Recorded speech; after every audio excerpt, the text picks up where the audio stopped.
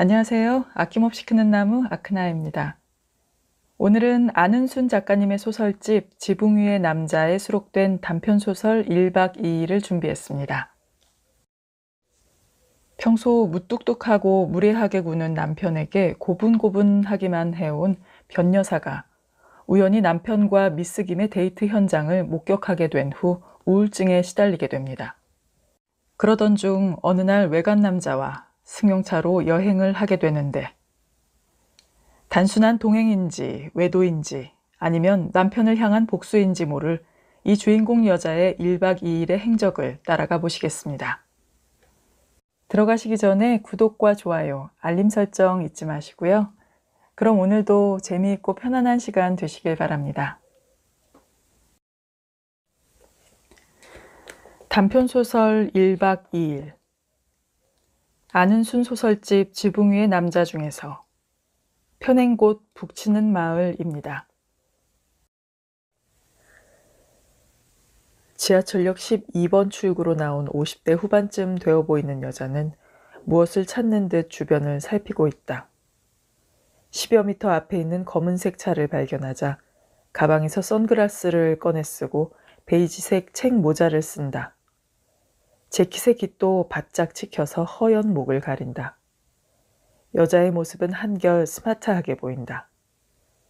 잠시 후 검은색 자동차가 여자 앞에 선다. 여자가 가까이 가자 자동차의 창문이 열린다. 선글라스를 낀 혈색 좋은 노숙한 남자가 운전석에 앉아 있다. 여자는 운전석의 옆 의자에 앉는다. 남자가 손을 내밀자 악수를 한다. 귀중한 시간 내주어서 감사합니다. 남자에게선 진한 향내가 난다. 금방 기분이 맑아지는 것이 고급 향수 같다. 선생님만 믿고 나왔으니까 즐거운 여행 시켜주셔요. 여자는 쾌활하게 말했지만 어딘지 모르게 자세가 꼿꼿하다. 오케이. 남자는 기다려온 날인지라 유쾌하게 말한다. 이번 여행을 즐겁게 할 책임이 온전히 자기에게 있다고 느끼는 것 같았다. 검은색 자동차는 서서히 달리기 시작한다. 여자는 모자를 깊숙이 눌러쓴다. 햇빛이 강렬하네요. 여자는 눈살을 찌푸리며 마스크를 꺼내어 얼굴을 가린다. 먼 길 가는데 음악이나 들으며 갑시다. 남자는 운전하면서 CD를 켠다. 자동차 안은 모차르트의 심포니 교향곡이 잔잔하게 깔린다. 음악이 흐르니 여자의 기분은 훨씬 가라앉는다. 금강산도 식후경이라고 즐거운 여행을 위해서. 여자는 가방에서 땅콩과 오징어를 꺼내어 놓는다. 남자는 턱으로 오징어를 가리킨다. 여자는 오징어 봉지를 따서 하나 집어준다. 여자는 한 번도 외간 남자와의 여행을 꿈꿔본 적이 없다. 가정을 가진 여자가 남편도 아닌 다른 남자와 여행하는 것은 상상도 못했다. 그런데 지금 여자는 일탈의 현장에 있다. 모험이다. 불안하다. 그러면서도 되돌릴 마음은 없다. 가는 데까지 가보고 싶어진다. 모험은 언제나 위험하다. 잘못하면 죽음의 수렁에 빠진다고 생각하기 때문이다. 여자는 두려움의 근원이 무엇인지 알 것 같다. 파괴. 그동안 일궈온 삶이 뜻밖의 폭탄을 맞으며 산산조각이 나는 것이다. 그럼에도 여자는 모험을 시도한다. 남편에 대한 들끓는 분노가 여자를 자꾸만 밖으로 내모는 것이다. 여자는 매일 혼자 밥을 먹는다. 텔레비전을 보면서 먹는다. 작은 밥상엔 김치 접시와 구운 김밖에 없다. 가끔 계란 프라이를 먹기도 한다. 어느 날 밥을 먹는데 마음이 찢어질 듯이 아파지며 눈물이 줄줄 흘러내린다. 눈물과 함께 밥을 먹는다. 울지 않으려 해도 눈물이 나온다. 여자는 병원에 갔다. 왜 이렇게 눈물이 나죠? 여자는 의사에게 물었다. 집에만 있지 말고 밖으로 나오십시오. 친구도 만나고 맛있는 것도 사 먹고 미운 사람 있으면 욕도 해주고 싫은 것은 싫다고 말하고 연애를 할 수 있다면 연애도 하세요. 그렇지 않으면 큰 병 납니다. 예? 여자는 놀랐지만 의사가 마음에 든다. 돌아오면서 여자는 한바탕 깔깔깔 웃는다. 의사의 처방대로 할 생각만 해도 기분이 좋아진다. 남편의 구두가 현관에 놓여 있다. 집안에 남자가 있다는 것을 외부인에게 보여주기용 구두다. 그것은 지방 출장을 가거나 해외 출장을 떠날 때마다 남편이 꺼내놓는다. 반짝반짝 윤이 나게 닦아놓은 구두로 골라서 내놓는다. 미스 김을 알기 전까지만 해도 여자는 현관에 있는 남편의 구두가 고맙고 든든했다. 혼자 있다는 것에 대한 두려움을 떨치게 해준다는 점에서 남편의 마음 씀씀이가 고마웠다. 무뚝뚝하고 다정하진 않아도 아내와 아이들이 있는 가정을 사랑하는 속 깊은 마음을 나타내는 증표라고 느꼈기 때문이다. 그러나 이제는 아니다. 가증하고 냄새가 난다. 여자는 구두를 힘껏 걷어찬다. 구두는 거실 소파에 떨어진다. 달려가서 구두를 집어 패대기를 친다. 발로 밟고 뭉갠다. 구두의 앞볼이 가라앉고 철사로 긁힌 것 같은 자국이 난다. 여자는 구두를 쓰레기통에 넣어버린다. 그제야 노여움이 가라앉는다. 가슴이 시원해짐을 느낀다. 내 인생은 내가 가꾸는 것입니다. 남편에게 평생을 구속당할 필요는 없지요. 내 건강은 내가 지키고 찾아야 합니다. 그것이 30여 년 가꾸고 지켜온 가정을 살리는 길입니다. 여자는 의사의 역설적 조언이 아리송하지만 마음에 든다. 남자가 운전을 하면서 여자의 손을 가만히 잡는다. 운전이나 잘 하세요. 여자는 상냥하게 말하였지만 호락호락하지 않다. 남자의 손을 가벼이 밀어내는 태도가 여전하다. 남자는 입꼬리를 길게 내린다. 의뢰의 그런 것을 잘 아는 듯 실망한 것 같지는 않다. 여자는 생각한다. 이 남자는 나에게 어떤 사람인가? 외로울 때 의지하고 싶은 사람인가? 정말 그런 남자를 갖고 싶다. 그러나 아직 잘 모르겠다. 그동안 남자와 영화를 2번 같이 보았다. 점잖고 예의 바른 분이다. 그러나 계속 만나도 될 사람인진 모르겠다. 남자는 요 며칠 동안 사랑한다는 고백을 하더니 1박 2일 여행을 주문했다. 여자는 남자의 열애하는 마음이 진정일지라도 믿고 싶지는 않다. 믿어서도 안 된다. 여자의 마음을 조금은 설레게 하였지만 이미 꺼져버린 가슴속 심지를 되살리기엔 장애물이 많다. 다만 우울증이 올 만큼 외로운 것이 문제다. 여자는 남편과 단 둘이서 여행을 한 적이 없다는 것이 요즘 들어 많이 억울하다. 신혼여행도 남편의 군대 친구가 있다는 대둔산으로 갔다. 남편은 여자를 여관에 남겨둔 채 잠깐 친구 만나러 간다더니 술이 잔뜩 취해서 새벽녘에야 돌아왔다. 집으로 가는 택시 안에서도 술이 덜 깨어 잠만 잤다. 남자의 1박 2일 여행 주문이 있은 때문인지 냉기가 도는 집이 답답해졌다. 후를 여행을 하고 싶다. 추억도 없이 신혼여행을 갔던 대둔산도 다시 가보고 싶고 40여 년간 못 가본 고향에도 가보고 싶다. 그런데 이 남자라면 데려다 줄 것 같았다. 여자는 남자의 1박 2일 여행에 동의했다. 숙소는 각 방을 쓰는 조건이다. 남자는 숙소를 따로 하겠다는 것에 화를 냈다. 남녀가 같이 여행을 갔으면 같은 방을 쓰는 것이 예의가 아니냔다. 밤을 새며 쌓인 회포를 풀고 싶을 뿐인데 오버하는 것 같다고 했다. 여자는 이상한 여자로 보이는 것이 자존심이 상하지만 고집을 꺾지 않기로 한다. 남자를 믿고 싶다. 그동안 치근대지 않은 인품으로 보아 이 남자만은 아니라고 믿고 싶다. 그러나 세상은 믿을 수 없다. 숙고 끝에 없는 것으로 하자고 했다. 하루가 지나자 남자로부터 문자가 왔다. 여자의 뜻대로 숙소는 따로 한단다.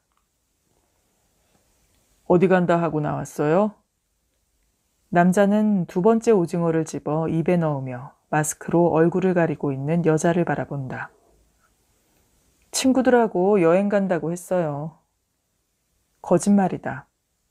하지만 여자는 그렇게 말해야 할 것 같아서 거짓말을 했다.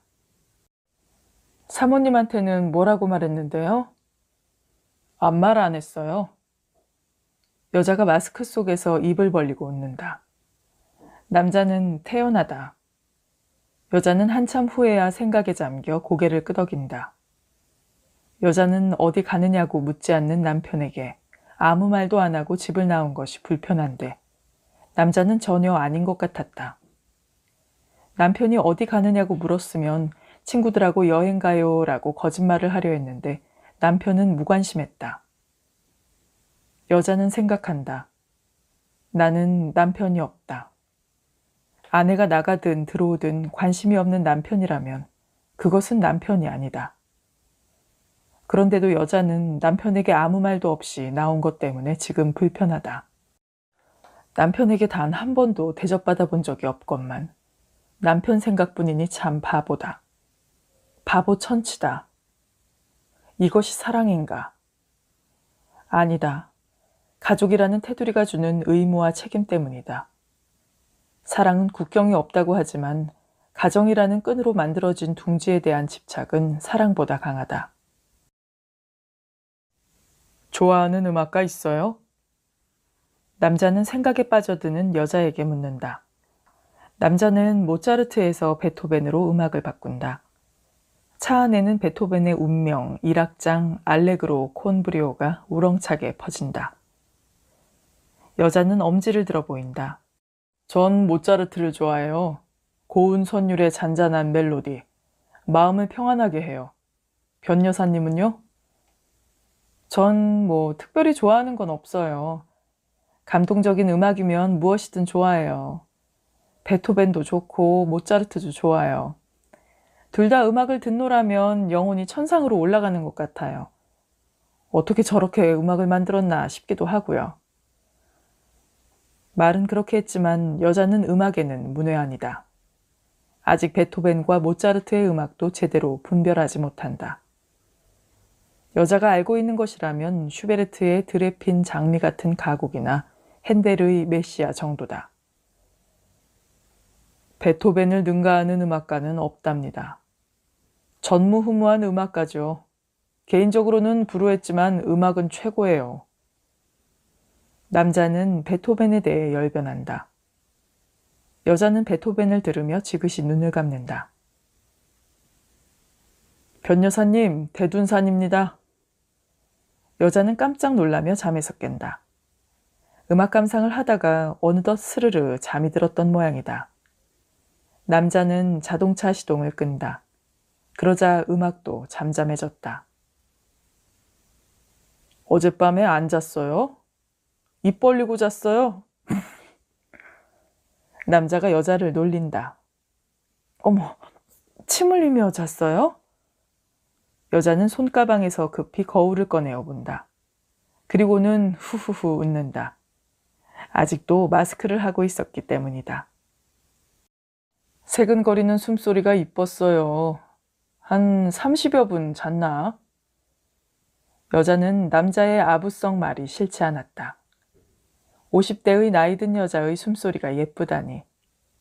여자는 마스크를 벗고 남자한테 미소로 보답한다. 남자는 잠시 서서 수목이 우거진 진초록의 골 깊은 산을 바라본다.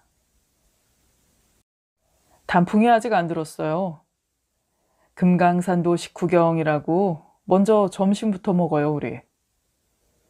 남자는 새로 지은 건물 2층에 있는 고급 음식점으로 여자를 앞세우고 들어간다. 여자가 앉으려 하자 얼른 뒤로 가서 의자를 앉기 좋게 꺼내준다. 여자는 영화 속 주인공처럼 대우를 받는 것이 싫지 않다. 마치 보석을 간수하듯 자신을 보석처럼 다루는 남자가 마음에 든다. 그래서 여기까지 따라온 것인지도 모른다. 여자는 남자를 만나면서 행복이 뭔가 조금은 알 것 같다. 와인 한 잔씩 주세요. 남자가 와인을 주문한다. 화이트 와인과 레드 와인 중 어느 것으로 할까요? 하얀 와이셔츠에 빨간 나비 넥타이를 한 청년은 15도 각도로 몸을 굽혀 정중하게 묻는다. 남자가 여자를 바라본다. 알아서 주문하라는 것이다. 남편은 첫 데이트 때도 여자의 의견은 묻지도 않고 홍차를 시켰다. 그때 알아봤어야 했다. 그런데 그때는 소신 있는 남자로 보였다. 레드요. 와인을 곁들인 식사는 처음인지라 여자는 당황했지만 눈치 있게 주문을 한다. 식당은 손님이 많지 않지만 격식과 품위가 있다. 음악이 흐르고 있어서 더 그런 것 같다. 지금 나오는 음악이 차이코프스키의 백조의 호수 중 정경이라고 남자가 귀뜸해준다. 차이코프스키는 러시아가 낳은 훌륭한 음악가죠. 다른 음악가와 다른 것은 21살에 음악을 시작한 사람이라는 거죠. 음악은 어릴 때부터 해야 하는 줄 알고 있는데 통념을 깬 거죠. 전직 교사답게 남자는 자신이 알고 있는 음악에 대해 모두 알려주고 싶은 것 같다. 남자가 음식을 입에 넣고 우물거리자 여자도 버섯 스프를 한 수저 떠서 먹는다. 와인이 도착한다. 나비 넥타이의 남자는 정중한 자세로 글라스에 와인을 따른다. 건배해요, 우리. 남자가 잔을 올리자 여자도 붉은색 잔을 들어 올린다. 남자가 여자의 잔에 살짝 부딪힌 후 원샷으로 쭉 마신다. 여자는 와인의 향을 맡으며 한참 있다가 천천히 음미하듯 조금 마신다. 여자는 분위기만으로도 꿈꾸는 것처럼 황홀하다. 감자튀김이 바삭한 게 맛있네요. 드셔보세요. 남자는 감자튀김을 여자의 접시에 놓는다. 한류하지만 아직까지 중국 요리를 따라갈 음식은 없는 것 같아요. 곰발바닥부터 원숭이 골까지 음식의 재료도 다양하고 요리 방법도 다양하죠. 중국 요리의 특징이 기름을 많이 사용하는 거죠. 그 대신 체내에 쌓인 기름기를 희석해줄 차 문화가 같이 발달했죠. 남자는 중국 음식에 대해서도 일가견을 토로한다. 그때마다 여자는 진지한 태도로 이야기에 귀를 기울인다. 여자는 남자에게서 배울 점이 많다고 생각한다. 남자는 여자가 자기의 말을 잘 들으니 신이 난다. 남자는 어느덧 시와 예술까지 설파한다. 모든 예술은 하나로 통합니다. 표현과 방식은 달라도 삶의 갈망과 욕구라는 점에서 근원적인 본질이 같다는 거죠. 여자의 얼굴은 발그레하니 행복해 보인다. 취미가 음악 감상인가 봐요. 저는 음악도 좋아하고 문학과 미술도 좋아해요. 지금 공부하는 것은 인문학인데 배울수록 흥미가 있어요. 인문학은 인류가 태어난 이래 과학보다 필요한 학문이 아닌가 생각해요. 여자가 남은 와인을 마신다. 열심히 살며 학구적인 남자와 같이 있는 시간이 즐겁다. 남편에게 무가치하기만 했던 자신이 이 남자에게는 귀하게 대접받는 것도 기분이 좋다. 남편은 여자가 아직 자리에 앉기도 전에 수저를 들고 혼자 먹기 시작한다. 정성껏 차린 반찬을 맛있게 먹는다. 여자는 맛있게 식사하는 남편이 예쁘다. 맛있어? 라고 물어본다. 당연한 것 아냐? 내가 환자냐? 맛없게. 남편은 눈을 부릅뜨며 말한다. 여자는 그것이 아닌데, 칭찬해 주길 바란 것인데, 조금 섭섭해진다. 손님이라도 온 날이면 심부름만 시킨다. 물! 여기 고춧가루 가져와. 소금 가져와, 소금. 남자는 잠시도 여자가 식탁에 앉는 것을 허용하지 않는다. 여자는 후식과 커피를 내놓고서야 식어 빠진 국에 젓가락으로 휘적거린 반찬을 혼자 먹어야 한다. 맛있게 먹었습니다. 어쩜 그렇게 음식 솜씨가 좋아요? 손님이 칭찬이라도 하면 남편은 농담만 한다. 실수한 거죠. 아내를 치켜 세워주는 법이 없다. 팔불출이 되기 싫어서라겠지만 그래도 섭섭하다. 평생을 그렇게 살았다. 이제는 거기에 익숙해질 만도 하건만 여자는 아직도 길들여지지 못한다. 여자의 꿈은 아직도 남편한테 달콤한 사랑을 받는 것이다. 하늘공원으로 산책 겸 구경을 갔다. 억새풀 공원을 향해 벤치에 앉아 있는데 한 쌍의 연인이 지나간다. 호박색 재킷을 입은 노숙한 남자와 긴 머리의 여자가 팔짱을 끼고 걸어간다. 둘 다 검은 선글라스를 끼고 스포츠 모자를 썼다. 아침에 남편은 호박색 재킷을 입고 나갔는데 똑같은 옷이다. 고개를 반대편으로 180도 돌려서 연인을 따라가며 다시 본다. 높은 콧날이며 든든한 사각의 턱선이 틀림없는 남편이다. 믿을 수가 없다. 커피잔을 든 채 따라간다. 다정하게 걷던 연인은 코스모스가 출렁거리는 공원에서 걸음을 멈춘다. 바람이 여자의 머리칼을 핥혔는지 여자의 동글럽적한 얼굴에 달라붙은 머리칼을 남편이 떼어준다. 비둘기처럼 다정한 모습이다. 그날 밤 여자는 잠자는 남편 옆에 오래도록 서 있었다. 남편의 목에 칼을 들이대고 미스 김과 얽힌 사연을 듣고 싶었다. 미스 김을 회사에서 내보내. 여자는 발악하고 싶었다. 혼자 왔어요? 영화를 보고 나오는데 누가 등을 가볍게 친다. 골프장에서 자판기에 커피를 빼다 주던 남자였다. 여자는 쑥스럽다. 혼자 영화를 보러 다니는 것을 들키고 싶진 않았는데 창피하다. 예, 사장님도? 골프장에서 남자의 호칭은 모두 사장님이다. 전 혼자 옵니다. 그날 여자는 남자가 사주는 점심을 먹었다. 아직은 단풍이 없네요. 오히려 짙은 녹음 때문인지 초가을의 깊고 아늑한 중량감이 숲에서 느껴지네요. 점심을 마치고 나온 남자는 기분이 한결 좋다. 여자는 책모자를 쓰고 선글라스를 한다. 남자가 여자의 손을 잡으려고 한다. 여자가 모른 척 손을 내주지 않자 등 뒤로 팔을 두르고 걷는다. 여자는 등에 올린 남자의 팔을 의식하며 떼어내지 않는다. 그렇다고 경계심까지 놓은 것은 아니다. 식당가를 지나 진초록의 숲이 펼쳐지는 언덕길을 올라간다. 신혼여행 왔던 때가 생각난다. 아무리 생각해도 신혼의 추억이라고는 없다. 기껏 새 구두 때문에 발 뒤꿈치가 까져 고생을 한 것뿐이다. 올라갈 때 몰랐는데 내려오는데 발 뒤꿈치가 아팠다. 절룩거리며 쉬다 걷다 했다.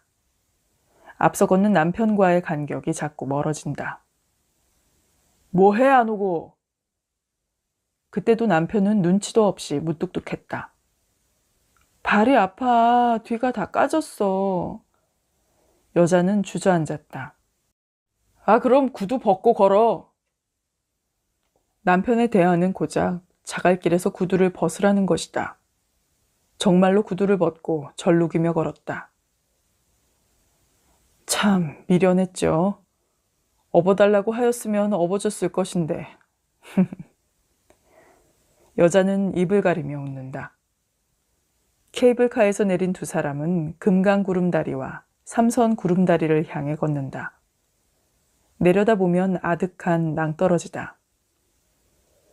여자는 다리에 힘을 주고 조심조심 철제 다리를 걷는다. 구두굽이 부딪히는 소리가 쿵쿵 울린다. 조심해요. 여기서 옛날에 등에 업은 아기가 떨어졌대요. 아기를 잃은 어머니는 미쳐서 날마다 아기를 찾다가 죽었는데 그 뒤로 구름바위가 생겼다는 전설이 있어요. 저기 굽어 보이는 것 같은 삼선 구름다리 바위가 그 바위예요. 남자는 길게 솟아있는 바위를 가리킨다. 아까 안내판에 글을 봤는데 삼선 구름다리는 어느 재상의 딸이 여기서 살다가 선인이 되었는데 후에 삼선 구름다리 바위가 생겼다고 하던데요. 전설이란 다 지어내기 나름인데 내 이야기가 더 그럴듯하지 않나요? 히히히. 오래전에 여기 온 적이 있는데 그때 들은 이야기는 아기를 떨어뜨린 어머니가 죽어서 바위가 되어 아이를 돌본다고 들었거든요. 그럴듯하네요. 여자는 재미있어 하며 고개를 끄덕인다. 하늘엔 새털구름이 흘러간다. 고소공포증이 있는 여자는 천길 낭떠러지를 보지 않으려고 하늘을 보고 걷는다. 남자가 여자의 손을 잡는다. 여자는 남자의 손을 뿌리치고 허리를 꼭 잡고 걷는다. 문득 남자는 구름다리 위에서 발을 구른다. 여자가 깜짝 놀라서 남자의 팔을 움켜쥔다. 남자는 자꾸 발을 구른다. 여자가 남자의 허리를 움켜잡는다. 그만해요. 무서워요. 여자가 남자에게 달라붙자 남자는 여자를 꼭 껴안는다. 남자는 여자의 이마에 기습키스를 한다. 여자가 거부의 몸짓을 한다. 남자는 여자를 더욱 꼭 안아준다. 여자가 완강히 거부하자 이내 놓아준다. 여자는 뒤에서 철제 다리를 건너간다. 다리 끝에서 여자는 무안하다. 남자가 다가오자 팔을 꼬집는다. 여자는 자신이 우습다는 생각을 한다. 왜 나는 이 남자를 거부하는 걸까? 여기까지 같이 왔는데 한 채의 마음도 주지 못하는 걸까? 지금 내가 두려워하는 것은 무엇인가? 이제 전라도로 넘어갑니다. 전주로 해서 갈까요? 곧장 김제로 갈까요? 자동차에 오르자 남자는 느긋한 자세로 스마트폰을 들여다보며 묻는다. 남자는 선글라스를 이마 위에 올리고 있다. 눈초리가 처지기 시작하는 길고 큰 눈 위에 돋보기를 얹고 있다. 전주 한옥마을에 들러서 김제에 있는 하소 백년 단지로 가요. 언젠가 텔레비전에서 봤는데 백년이 정말 아름답더라고요. 하소 백년 단지라. 남자는 스마트폰을 열어 검색창을 연다. 김제 청운사에 하소 백년 단지가 있네요. 그럼 전주로 가서 한옥마을 보고 김제로 갑시다. 오케이? 시간이 그렇게 될까요? 시간은 걱정하지 마세요. 우리 1박 2일로 나온 겁니다. 하하하. 네. 여자도 따라서 웃는다. 남자 말대로 시간은 걱정하지 않아도 된다. 느긋하게 살 수 있다는 것이 낭비 같지만 그것은 빨리빨리 문화의 한국이란 땅에서 여유를 즐겨보지 못한 때문이다. 자동차는 잘 닦여진 산간벽촌의 한가한 국도를 달린다. 여자는 남자가 주는 커피 사탕을 입에 물고 오물오물 녹인다. 미스 김은 첫 대면하던 날부터 느낌이 수상했다. 미스 김이 입사한 것은 3년쯤 된다. 직원 회식에 있던 송년회 때 처음 얼굴을 봤다. 미인은 아니지만 동글납작하니 말이 없고 해실해실 잘 웃는 것이 얌전하고 착해 보인다. 아직 미혼이라고 해서 20대 후반인 줄 알았는데 보기보다 나이가 많은 40대 후반의 노처녀란다. 화장기 없는 앳된 얼굴에 생머리를 뒤로 묶어 있는 것이 소탈하고 수수한 처녀라고 느껴진다. 미스 김은 회식이 있는 내내 구석자리에 얌전히 앉아있다. 이상한 점은 없다. 그러나 여자는 처음 대하는 미스 김이 마음에 들지 않는다. 이유는 미스 김에 대해서 그날 소개받기 전까지는 아무것도 몰랐다는 것 때문이다. 남편에게 왜 미스 김을 채용하고 이제까지 말하지 않았냐고 묻고 싶었지만 한참 음식을 먹고 있는 즐거운 자리라 그냥 넘어가야 했다. 여자는 오히려 사장 부인이라는 자신의 신분을 의식하여 미스 김에게 음식을 많이 먹으라며 닭다리를 접시에 놓아주는 친절을 베풀었다. 여자가 두 번째로 마음이 상한 것은 2차로 간 노래방에서다. 회식 시간엔 미스 김을 아내인 여자 옆에 앉게 하고 시종 다른 직원들하고만 떠들어대던 남편은 이번에는 미스 김 옆에서 떨어지질 않는다. 노래를 한 곡씩 부르지만 미스 김은 구석 자리에 앉아 맥주잔만 홀짝인다. 직원들이 미스 김에게 노래를 하라고 아우성을 쳐도 노래를 하지 않는다. 마침내 노래 안 부른 사람은 10,000원을 내라고 벌칙이 생기기까지 했다. 미스 김은 핸드백을 열어 돈을 꺼내려 한다. 여기 돈 있어. 얼마면 돼? 50,000원이면 돼? 남편은 주머니에서 돈을 꺼내 선뜻 대신 내준다. 어머, 제가 주려고 했는데. 미스 김은 지갑에서 10,000원짜리를 꺼내 들고 남편보다 여자를 바라본다. 여자는 짐짓 미스 김의 시선을 피한다. 그날 결정적으로 여자의 화를 폭발시킨 것은 돌아오면서 택시를 탄 때문이다. 노래방에서 나온 직원들은 지하철을 타거나 버스를 타고 돌아가는데 여자도 남편과 버스를 타려고 승강장에 서 있었다. 이때 지하철을 타러 가던 미스 김이 버스 승강장으로 되돌아왔다. 노래도 안 하고 맥주만 마시더니 비틀대며 걷지도 못한다. 미스 김, 버스 타고 가려고? 취한 것 같은데 택시 타고 가. 당신 저기 서서 택시 좀 잡어. 남편은 아내인 여자에게 소리치며 명령했다.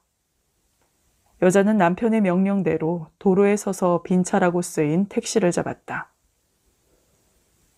당신 타지 않고 뭐 하는 거야? 미스 김을 차에 태운 남편은 운전석 옆에 앉더니 소리친다. 미스 김만 태워보낼 줄 알았던 여자는 엉겁결에 차에 올라타고 미스 김을 부축해야 했다. 택시는 미스 김이 사는 노량진으로 달렸다. 노량진에서 미스 김이 내리자 남편도 내린다.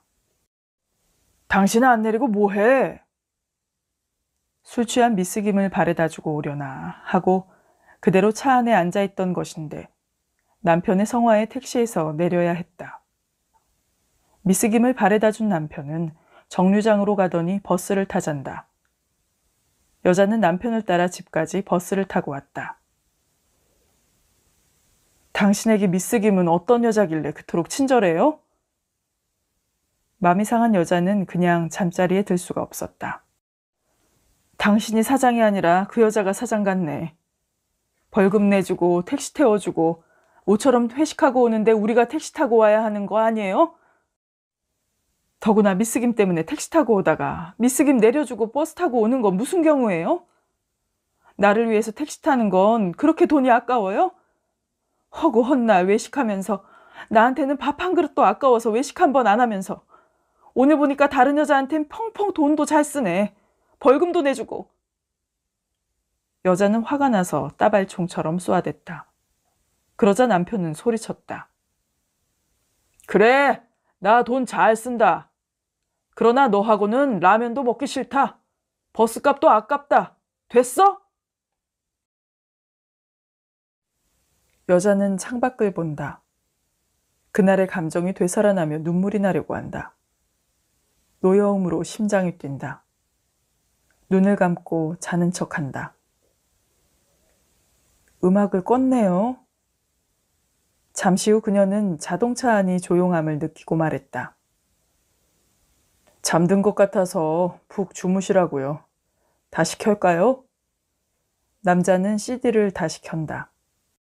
이번에 우리 가곡 들을까요? 그래요. 이은상의 가고파를 박인수 노래로 들어봅시다. 어쩌면 저렇게 자상할까? 여자는 남자의 얼굴을 바라본다. 왜 물끄러미 바라봐요? 내 얼굴에 뭐 묻었어요? 아니에요. 여기에 뽀뽀나 한번 해줘요. 남자는 손을 여자 앞으로 들이민다. 여자는 남자의 힘줄이 튕겨나온 커다란 손에 입술을 갖다 대는 신용을 한다.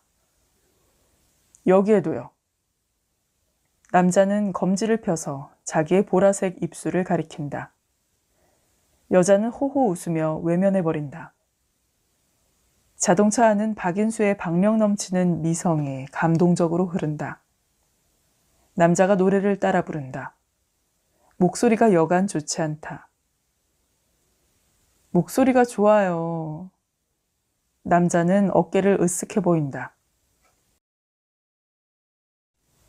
청운사를 향해 올라간다. 백년단지가 층을 이루며 펼쳐진 뒤로 청아산 봉우리가 나지막하게 엎드려 있다. 8월의 백년이 여기저기 소복한 여인처럼 서 있다. 활짝 핀 것도 있고 봉우리로 서 있는 것도 있다. 직영장에 가는 어머니를 따라 계란 묶음을 들고 청아산을 오르내린 기억이 난다. 그때 이 골목을 지나친 것도 같다. 우리 마을은 청운사 너머에 있어요. 초등학교 다닐 때 소풍은 언제나 이 절로 왔어요. 정말 오르기가 힘들었는데 이제 보니 산이 그다지 높지 않네요. 여자는 검푸른 저녁의 연꽃밭을 향해 걸어간다. 연꽃잎 모양을 한 조형물 누각이 저만큼에 있다. 여자는 둔덕길을 걸어와 조형물 누각 아래 놓인 긴 의자에 앉는다. 고향 땅을 밟아서인지 뜬금없이 죽은 연화 언니가 생각난다. 분홍 양산을 들고 군산에 간다고 나가는 연화 언니는 연꽃처럼 예뻤다. 그렇게 예쁘던 연화 언니는 뒷산에서 죽었다. 수면제를 먹고 죽었다고 했다. 이유는 아무도 모른다. 헛소문만 무성했다. 10여 년 이상 지난 후에야 연화 언니가 죽은 것은 이마가 유난히 넓었던 청년 때문이라고 단정한다. 나는 당시 초등학교에 다녔는데 학교에서 오는데 남자네 담배밭에서 연화 언니가 울고 있고 기와집의 청년이 연화 언니랑 조그맣게 싸우고 있었거든요. 그때는 몰랐는데 지금 생각해보니까 연화 언니가 임신했다며 결혼하자고 했지만 남자가 거절하니까 죽은 것이 틀림없어요. 당시에는 처녀가 임신하면 대사건이었거든요. 여자는 하얀 연꽃을 바라보며 회상해졌는다. 올 때는 연화 언니 생각을 하지 못했는데 갑자기 연화 언니 생각이 나는지 모르겠네요. 어린 나이에도 연화 언니가 참 아깝다는 생각이 들었어요. 죽은 사람은 생각하지 맙시다. 더 어둡기 전에 사찰이나 구경하고 가요.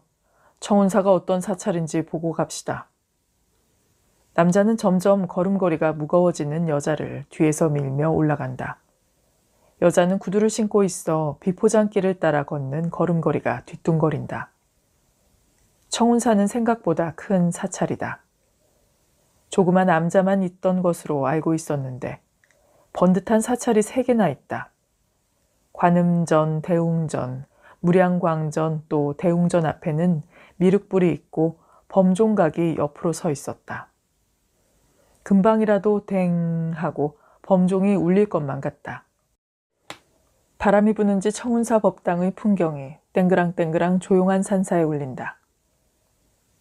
여기 사시는 주지스님이 탱화 인간문화재로 지정되었다는데 탱화를 볼 수 있을지 모르겠네요. 다방면으로 상식이 풍부한 남자는 탱화에도 관심을 보인다. 불교 미술에도 관심이 많은가 봐요. 도대체 모르는 게 뭐예요? 아는 척 하는 거죠. 청운사 사이트를 보다가 알았어요. 청운사에 왔으니까 이곳에 유명한 것은 보고 가야죠. 남자는 대웅전 법당으로 올라가 안을 기웃거린다. 마침 키가 크고 이마가 넓은 스님이 법당에서 나오고 있었다. 여기가 탱화 잘 그린다는 절로 알고 왔는데 탱화 감상 좀 할 수 있을까요? 남자는 두 손을 합장하며 예의를 표한 후 정중하게 묻는다. 아, 예. 주지스님께서는 오늘 안 계시는데 여기 법당 그림이 모두 탱화입니다. 주지스님께서 손수 그리신 겁니다. 탱화장을 보시려면 저기 무량광전에 가서 보시지요. 스님은 잔디가 깔린 마당 옆에 사찰을 가리킨다. 남자는 스님의 뒤에 바짝 서서 토방을 따라 걸어간다. 여자는 설명하고 있는 스님이 낯설지 않다고 생각한다. 어디서 많이 본 얼굴이다. 여자는 불교 신자가 아니라며 법당 안을 기웃댈 뿐 들어가지 않는데 남자는 법당 안에 들어가 삼배를 하고 향불을 피운다. 이마가 넓은 스님은 남자의 삼배를 기다린다. 아미타상 뒤에 걸린 저 그림이 탱화장으로 국보급이지요. 좌측에 걸린 것은 백년이고 이쪽은 관음상입니다. 저희 주지스님은 화승으로 백년 그림으로 유명하지요. 아, 예, 스님. 잘 보고 갑니다. 섬세함과 치밀함에 과연 훌륭하십니다. 불교의 연역이 한눈에 보이는 것 같습니다. 감사합니다. 아, 그런데 날이 어두워지는데 근방에 모텔이나 숙소가 될 만한 곳은 없는지요? 오면서 보니까 안 보여서요. 존상 뒤에 불자 14인의 군상을 보고 좌우에 걸린 관음상까지 꼼꼼히 살펴본 남자는 예약하지 않은 숙소가 걱정되는 것 같았다. 여기는 아직 관광객이 묵을 만한 숙소는 없어요. 군산으로 나가서 은파유원지 쪽으로 가면 많이 있을 겁니다. 은파유원지 가보고 싶어요. 여자는 학생 때 가본 적이 있는 유원지가 보고 싶어졌다. 학교 다닐 때 가본 적이 있어요. 고향이 어디신데? 스님이 여자를 바라본다. 산 너머에 초등학교 부근 동네예요. 중학교 졸업하고 떠난 후에 처음 왔어요. 저도 독산 너머 동네인데. 예? 순간 여자의 뇌리에 담배밭에서 연화 언니와 싸우던 남자가 생각난다. 그럼 수양버드나무가 있던 기와집? 여자가 입을 벌리고 다물지를 못한다. 알는지 모르겠지만 저 때문에 한 여인이 죽었지요. 인과응보지요. 30살의 공부도 결혼도 포기하고 절에 입문했습니다.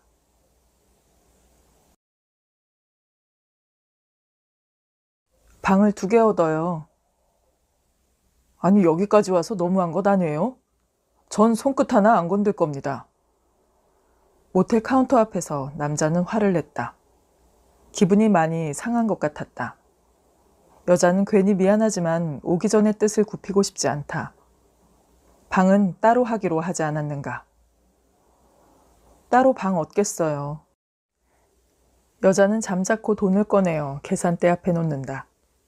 쌍꺼풀이 진한 카운터 여자는 여자를 보고 남자를 바라본다. 계산을 못하고 눈치만 살핀다. 어떡해요? 방 2개 드려요? 카운터 여자는 별나다는 듯 여자를 바라보더니 남자한테 채근한다. 됐어요. 방 2개 계산해요. 남자는 체념한 듯 계산대 위에 놓인 돈을 집어 여자에게 주고는 방 2개를 계산한다. 당신은 성녀로군요. 여자가 방문을 열고 들어가는 것을 지켜본 남자는 피식 웃는다. 붉게 달아오른 얼굴은 낭패스러운 표정이다. 굿나잇. 여자는 문을 가로막고 서서 인사를 한다. 여자는 샤워를 하고 피곤한 몸을 눕힌다. 어떤 해방감으로 몸과 마음이 편안해짐을 느낀다. 오늘 여행을 생각하니 스릴도 있고 만족하다. 여자는 스마트폰을 열어본다. 시간은 12시 자정. 안 열어본 문자를 살펴본다. 마트에서 세일 행사가 있다는 것과 S전자 회사에서 행사 품목을 열거해 놓은 것이 있을 뿐이다. 남편에게선 문자도 카톡도 없다. 여자는 폰을 닫는다. 남편은 아직까지 집에 들어오지 않았나 보다. 집에 아무도 없는 것을 알게 되면 전화를 할까? 남편의 전화를 받고 싶지 않다. 여자는 스마트폰을 꺼놓는다. 행복해. 여자는 2 팔을 들어 쭉 뻗어본다. 가슴이 뿌듯하다. 비로소 30년 묵은 체증이 내려가는 것 같다. 여자는 생각한다. 복수를 하는 것이다. 가슴에 십자가를 그리고 깊은 잠을 소원하며 눈을 감는다. 인과응보지요. 청운사에서 만난 스님의 말이 귓가에 맴돈다. 문득 여자는 남자에게 미안해진다. 손끝 하나 건들지 않겠다고 했건만 너무 이기적인 것은 아닌가 생각한다. 그래도 아침에 만나면 잘 잤다며 더 많이 고마워할 것 같다. 스마트폰을 켜고 남자에게 문자를 날린다. 내일 점심은 제가 쏩니다. 여자가 문자를 터치하고 있는데 남자의 문자가 띠리릭 하며 먼저 들어온다. 잘 쉬고 오세요. 저는 먼저 서울로 갑니다. 여자는 벌떡 일어나 불을 켠다. 갑자기 출입문 앞에 놓인 자신의 구두가 외롭게 보인다. 정수리로 소름이 쭉 돋는다. 여자는 핸드폰을 연다. 저랑 같이 가요. 여자는 옷을 주섬주섬 입으며 전화를 한다. 남자는 대답하지 않고 전화를 끊는다. 다시 전화를 해도 받지 않는다. 여자는 옷을 입은 채 침대에 걸터 앉았다. 아침까지 자지 않을 생각으로 구두를 가져와 신는다. 아까워? 여자는 스스로에게 묻는다. 아니. 고개를 젓는 여자의 표정은 곤혹스럽다. 여자는 입술 끝을 한쪽으로 끌어올리며 스마트폰으로 서울로 가는 기차 시간표를 찾는다. 네, 지금까지 안은순 작가님의 단편 소설 1박 2일을 감상하셨습니다.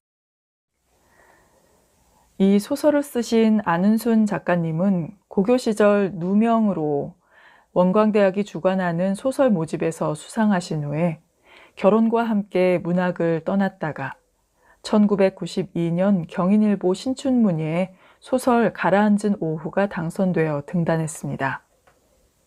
그러나 여러 가지 사정으로 다시 문학을 떠났다가 2012년 문학활동을 재개하며 첫 소설집 우리 춤추러 가요를 발표하였고 수필집 부끄러운 추억을 거듭 출간합니다. 2013년 크리스찬 문학에서 지붕 위의 남자로 이 계절의 문학상을 받았습니다. 오늘도 아크나와 함께 해주신 여러분 진심으로 감사드립니다. 그럼 다음 시간에 재미있는 작품으로 다시 찾아오겠습니다. 감사합니다.